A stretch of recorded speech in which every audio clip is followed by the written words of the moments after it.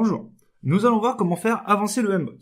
Donc, il faut commencer par la condition de départ. Donc, dans notre cas, c'est mbot generate code. On utilise celui-ci car on désire que le mbot soit autonome, c'est-à-dire non connecté à l'ordinateur. Si on voudrait qu'il soit connecté à l'ordinateur, nous aurions pu utiliser quand le drapeau est cliqué. Donc celui-ci. Alors, pour le faire avancer, on dirait à la base, la chose simple, c'est on met mbot generate code donc pour qu'il soit autonome, et on met le avancer tout de suite en dessous, sachant qu'on peut avancer, reculer, tourner à droite, tourner à gauche. Donc aujourd'hui, on va regarder le avancer, reculer. À 0, on est arrêté. À 50, on avance doucement. À 100, on avance, je dirais, une vitesse standard. Et 255, on avance vite. Moins 50, on recule. Moins 100, on recule. Et moins 255, nous reculons aussi. Le problème, c'est que si par exemple nous faisons comme ça, un mbot generate code est avancé à la vitesse 100, dès que nous allons démarrer le mbot, ou dès que le programme sera téléversé dedans, il va partir.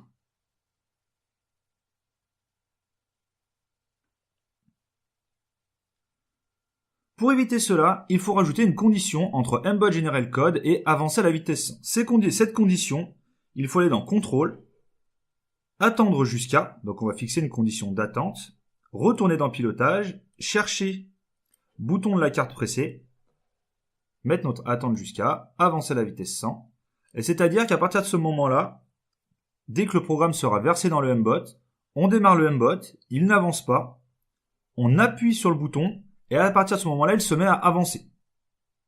Le problème, c'est que si nous faisons ça, il ne s'arrête jamais. Donc une fois qu'il commence à avancer, il avance tout le temps.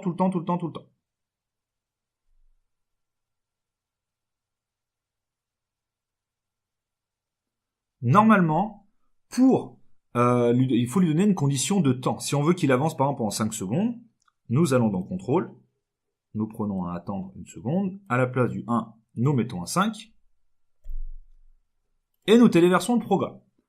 Là encore, le problème c'est que on le démarre, on attend qu'on appuie sur le bouton, dès qu'on appuie sur le bouton, il avance, on attend 5 secondes, mais on lui donne pas d'action à faire ensuite. C'est-à-dire que lui, vu qu'il ne sait pas quoi faire ensuite, il continue à avancer, il ne s'arrête pas. C'est-à-dire que si nous voulons faire, je dirais comme séquence d'instruction, on le démarre, on appuie sur un bouton, il avance pendant 5 secondes et il s'arrête.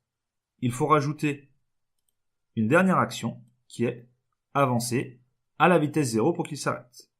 Et donc là, on le démarre, on attend jusqu'à la pression sur le bouton, on avance à la vitesse 100 pendant 5 secondes, puis nous nous arrêtons.